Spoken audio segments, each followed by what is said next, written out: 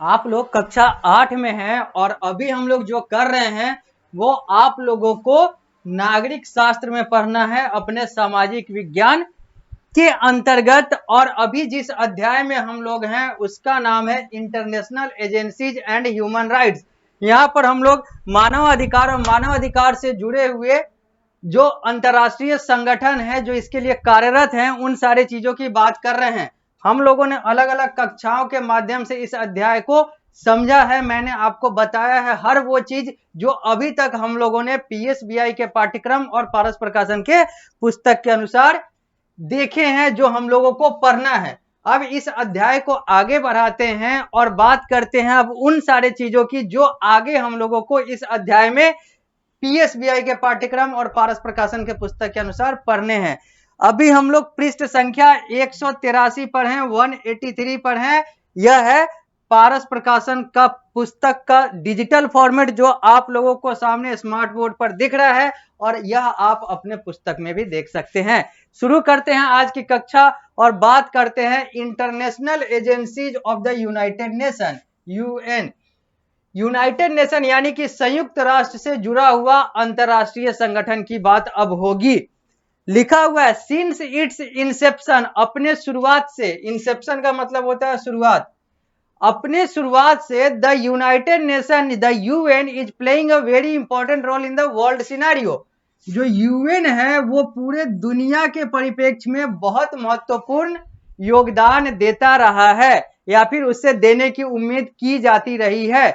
The UN is more than 59 year old now. जब यह पुस्तक छपा था उस समय तक यूनाइटेड नेशन जो है 59 साल से भी ज्यादा का हो चुका था, अभी तो और ज्यादा हो चुका है। ड्यूरिंग ऑल दीज, यहां पर लिखा हुआ है आगे। अब हम लोग बढ़ते हैं पृष्ठ संख्या 183 से 184 की तरफ आते हैं और यहां पर लिखा हुआ है मोर देन 59 ईयर्स ओल्ड। ये तो हम लोगों ने देख लिया। अब लिखा हुआ है यहाँ पे 59 को हम लोग हाईलाइट कर देते हैं।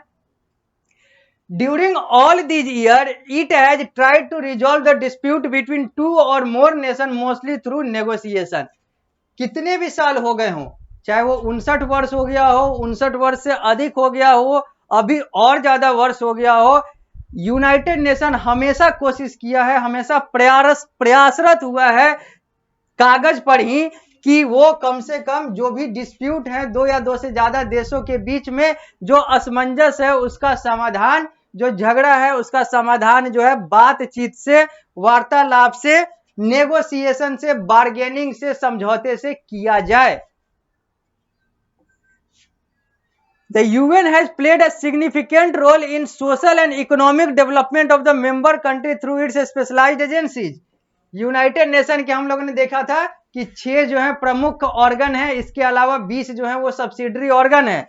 तो ये जो 6 प्रमुख ऑर्गन है उसके तहत ये सोशल और इकोनॉमिक डेवलपमेंट और अलग अलग चीजें भी करता रहा है। ये तो हम लोगों ने पिछली कक्षाओं में देखा ही है अपने मेंबर कंट्री का, जो भी यूनाइटेड नेशन के सदस्य हैं।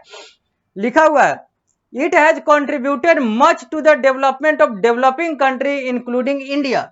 यूनाइटेड नेशन से जितने भी विकासशील देश हैं, चाहे वो इंडिया की ही बात हो, इन सब लोगों को बहुत ज्यादा फायदा लाभ हुआ है।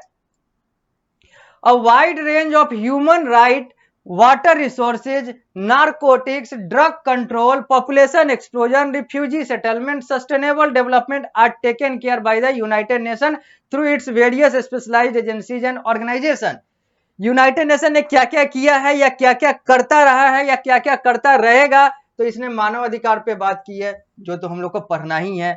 वाटर रिसोर्सेज यानी कि जल संसाधन का सही प्रयोग हो, ड्रग वगैरह, नारकोटिक्स वगैरह, इन सारे चीजों पे जो कार्य करना चाहिए उन सारे चीजों पर यूनाइटेड नेशन यानी कि यूएन जो है वो प्रयासरत रहा है सकारात्मक कार्य के लिए। पॉपुलेशन एक्सप्लोजन, जो जनसंख्या विस्फोट हो रहा है इसको कंट्रोल करना हो, या फिर रिफ्यूजी यानी कि एक देश से दूसरे देश जा रहे प्रवासियों की बात हो, या फिर एक सस्टेनेबल डेवलपमेंट की बात हो, यानी कि एक बहुत लंबे समय तक चलने वाले और एक इको फ्रेंडली और ये सारे इन्वायरमेंट की बात हो, इन सारे चीजों के विकास की बात हो, ये सारा चीज जो है ये यूनाइटेड नेशन के दायरे में रहा है और यूएन हमेशा चाहा है और प्रयासरत रहा है कि वो इन सारे चीजों को दो या दो से ज्यादा देश से जुड़े हुए इन सारे चीजों को अच्छे तरीके से सॉल्व करे, इसका समाधान करे।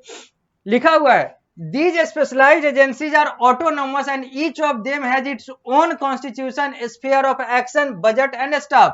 ये जितने भी एजेंसीज हैं, जो भी हम लोग एजेंसीज की बात कर रहे हैं जो यूनाइटेड नेशन से जुड़े हुए हैं, ये सब जो हैं अपने आप में स्वतंत्र हैं, अपने आप में अलग हैं, सबका अपना संविधान है, सबका अपना कार्य करने का तरीका है, सबके अपने अलग अलग स्टाफ है और सबका अपना बजट है, यानी कि आय और व्यय का अपना हिसाब किताब है, यानी कि खर्चा और इनकम, ये सारे चीज इन सब का अपना अपना है। लिखा हुआ है these agencies work in specific field such as health, science, education. ये गलत लिखा हुआ है, यहाँ पर स्पेलिंग मिसप्रिंट है, ये है फील्ड होगा, ये फाइंड्स लिखा हुआ है, ये होगा FIELDS, फील्ड्स होगा, FIENDS लिखा हुआ है, ये N के जगह पर L होगा। तो लिखा हुआ है these agencies work in specific fields such as health, science, education, ETC। ये जितने भी यूनाइटेड नेशन से जुड़े हुए एजेंसीज हैं, जितने भी संगठन है, जितने भी संस्थान है, ये अलग अलग क्षेत्र और खास क्षेत्र में कार्य करते हैं। वो क्षेत्र हेल्थ का हो, चिकित्सा का हो, साइंस का हो, विज्ञान का हो या फिर एजुकेशन यानी कि शिक्षा का हो, और अलग अलग इत्यादि अलग अलग जो क्षेत्र हैं, इन सारे चीजों में यूनाइटेड नेशन के ये सारे जो डिपार्टमेंट हैं, कह ले तो एजेंसीज हैं, वो कार्य करते हैं। यूएन सेक्रेटरीज जनरल में ये सारे जो हैं अभी तक आए हैं। यूनाइटेड नेशन के कौन कौन से अभी तक के सेक्रेटरी जनरल हुए हैं जब तक पुस्तक छपा है तब तक, यानी कि कोफी अन्नान तक कितने हुए हैं? तो कोफी अन्नान जो थे वो 7वें थे, इनसे पहले 6 हुए हैं और कोफी अन्नान भी 2 बार हुए हैं, 97 से लेकर 5 साल और 5 साल के बाद उसके बाद फिर 5 साल, यानी कि ये अभी तक जब पुस्तक छपा था उस समय की ये 7 जो हैं ये सेक्रेटरी जनरल हैं, यानी कि कहें तो यूएन के जो प्रेसिडेंट हैं वो ये 7 हैं।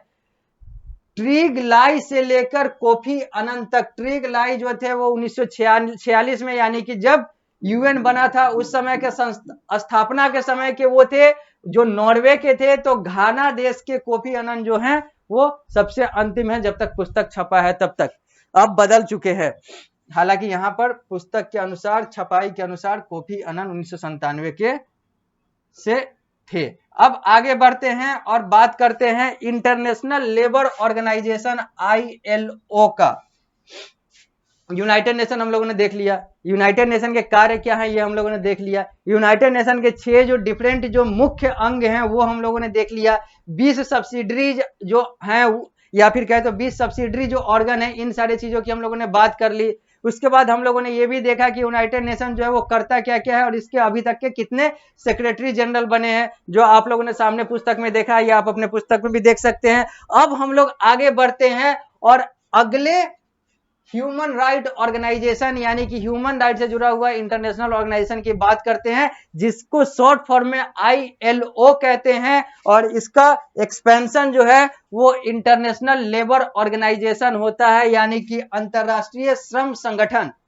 अंतरराष्ट्रीय श्रम संगठन, अंतरराष्ट्रीय मजदूर संगठन जो है ये ILO है, जिसको हम लोग अंग्रेजी में इंटरनेशनल लेबर ऑर्गेनाइजेशन कहते हैं। अब इसकी बात करते हैं, हम लोग अभी हैं पृष्ठ संख्या 184 पर।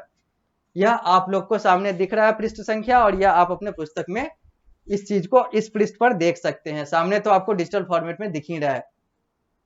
लिखा हुआ है ILO यानी कि इंटरनेशनल लेबर ऑर्गेनाइजेशन यानी कि अंतरराष्ट्रीय श्रम संगठन was constituted under the term of Treaty of Versailles as an independent organization of the League of Nations। League of nation कौन सा? तो जो प्रथम विश्व युद्ध के बाद बना था। क्यों बना था? ताकि आगे युद्ध ना हो, और ये इसलिए फेल कर गया क्योंकि आगे युद्ध हो ही गया, तो इसको हम कह देंगे कि यह एक फेल्यूर संगठन था।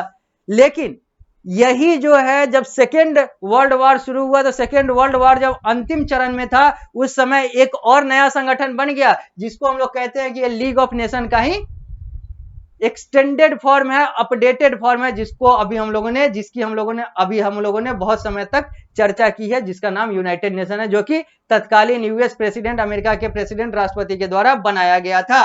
लेकिन जब हम आईएलओ की बात करते हैं तो आईएलओ जो है यह लीग ऑफ नेशन, यानी कि जो फर्स्ट वर्ल्ड वॉर के बाद बनने वाला जो संगठन था, अंतरराष्ट्रीय संगठन था, जो मित्रता के लिए बना था, उससे जुड़ा हुआ एक स्वतंत्र संगठन है, इंटरनेशनल लेबर ऑर्गेनाइजेशन। आगे ये ट्रीटी ऑफ वर्साइल के तहत बना था। आगे बात करेंगे आगे। It become a specialised agency of United Nation Economic and Social Council in 1946।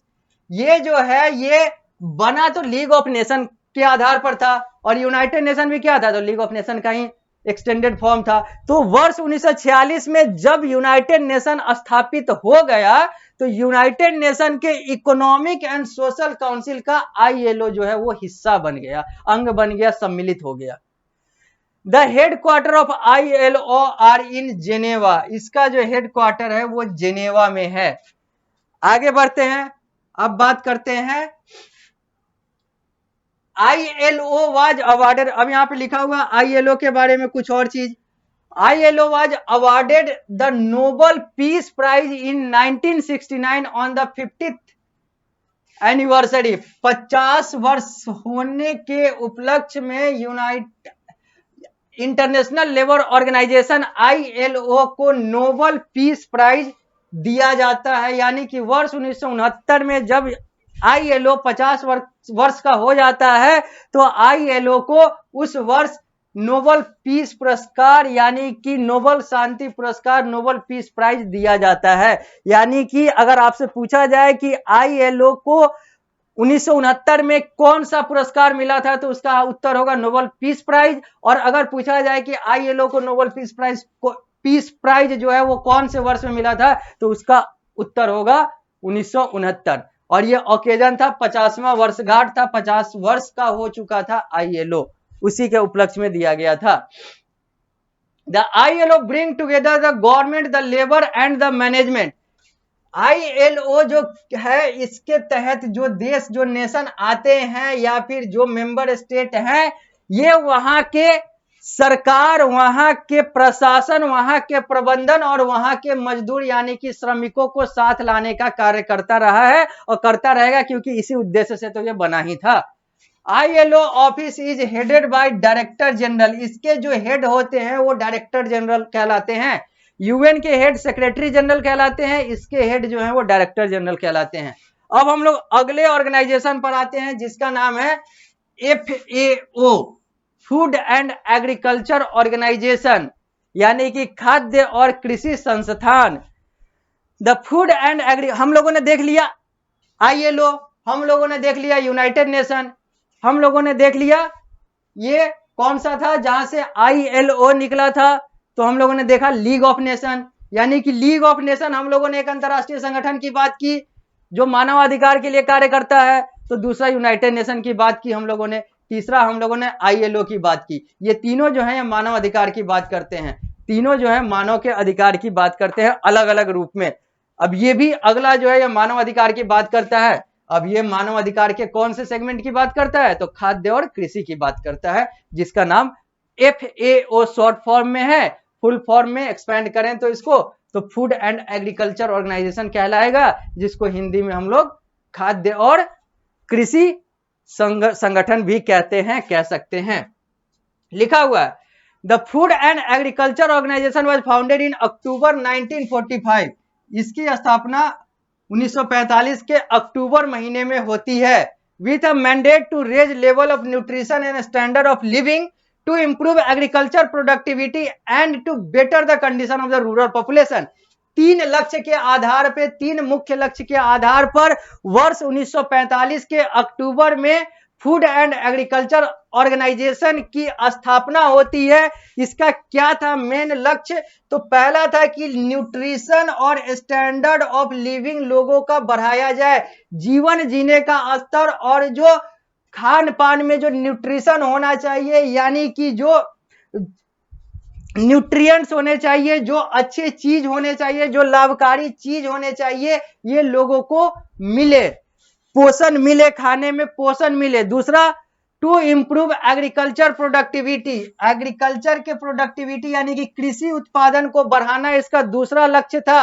और तीसरा लक्ष्य था to better the condition of the rural population, जो ग्रामीण लोग हैं उनकी अवस्था में सुधार लाना, सकारात्मक सुधार लाना, अवस्था को अच्छा करना, यह भी एक लक्ष्य था फूड एंड एग्रीकल्चर ऑर्गेनाइजेशन का, जिसके तहत ये बना था। नाम से ही क्लियर है, ये फूड और एग्रीकल्चर के लिए समर्पित है। तो फूड का मतलब हो गया कि यहाँ पर न्यूट्रिशन और स्टैंडर्ड ऑफ लिविंग लोगों का बढ़ाना। एग्रीकल्चर का मतलब हो गया एग्रीकल्चर प्रोडक्टिविटी को बढ़ाना, यानी कि कृषि उत्पादकता को बढ़ाना। और सब मिलाकर क्या हुआ कि चूंकि कृषि जो है वो रूरल पॉपुलेशन से जुड़ा हुआ है, और न्यूट्रिशन भी जो है रूरल पॉपुलेशन में थोड़ा सा कम होता है, वो लोग थोड़ा सा कम सजग होते हैं। हालांकि वो ज्यादा न्यूट्रिएंट्स लेते हैं शहरों की तुलना में, लेकिन शहर वाले की तुलना में उनका वो दिखावा या फिर कहे तो वो चीजें रह जाती है, कभी कभी सही तरीके से नहीं मिल पाता है। तो वहां पर इन सारे चीजों को सही करना भी FAO यानी कि फूड एंड एग्रीकल्चर ऑर्गेनाइजेशन एक ह्यूमन राइट ऑर्गेनाइजेशन है, जो कि स्थापित किया जाता है इसी उद्देश्य के साथ अक्टूबर 1945 में। FAO work through a conference, a council and staff. FAO का कार्य कैसे होता है? तो कॉन्फ्रेंस यानी कि सभा करके, और अपने आयोग के तहत और अपने स्टाफ के तहत, यानी कि FAO जो है अपने स्टाफ, अपने कर्मचारी, अपने आयोग और अपने कॉन्फ्रेंस के तहत कार्य करता है। और यही जो है FAO का बुनियादी ढांचा है। लिखा हुआ है इसका जो हेड क्वार्टर है वो इटली के रोम में है। FAO is headed by director general, इसके भी जो हेड है वो डायरेक्टर जनरल कहलाते हैं, जैसा ILO के कहलाते थे। जबकि सेक्रेटरी जनरल का कंसेप्ट जो है वो यूनाइटेड नेशन में है। 16 October is observed annually as World Food Day. 16 अक्टूबर को हम लोग वर्ल्ड फूड डे यानी कि विश्व खाद्य दिवस, या फिर कहें तो विश्व भोजन दिवस, या फिर कहें तो विश्व वर्ल्ड फूड डे, ये जो है ये 16 अक्टूबर को हर वर्ष मनाया जाता है। इस कक्षा में अभी हम लोग यहीं पर रुकेंगे। जब हम लोग अगली कक्षा में आएंगे तो इस अध्याय को यहीं से आगे बढ़ाएंगे।